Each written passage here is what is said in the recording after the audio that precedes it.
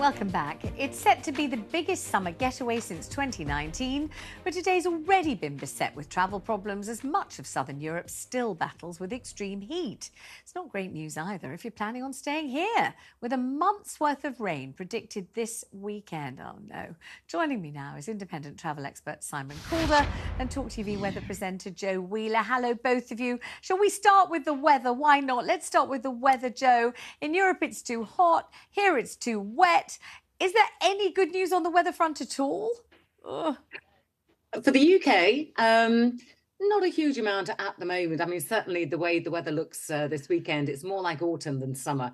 We're going to see some fairly strong winds, gusting in excess of around 40 miles per hour. A lot of rain around, some of that rain really quite heavy over parts of Lancaster, Cumbria, parts of Wales. We could see up to 90 millimetres. Now, in the usual run of things, this wouldn't be so important. I mean, it is not right for the time of year, that's for sure.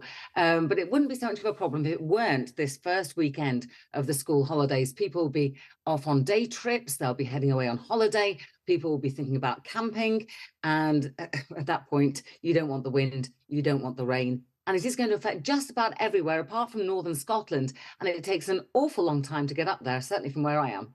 And as far as the enormous heat wave engulfing Europe is concerned, is there any sign at all of that abating? It does continue. It fluctuates a little bit. And of course, we've seen some fairly feisty storms over northern parts of Italy, parts of Slovenia, I think, great hailstones.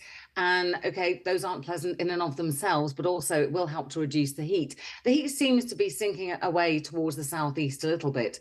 But then southern parts of Spain at this time of year are always hot. Portugal's hot. All the southern resorts are hot. So it's a question of really how hot.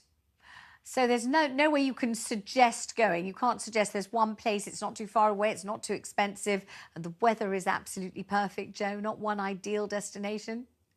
Hand me my red shoes and I'll say there's no place like home. All right, thank you very much. You're not in Kansas anymore. Let's talk to Simon about this. Simon, it was meant to be the big getaway weekend. You and I have been discussing problems, though, for it feels like for months. So what's actually happening?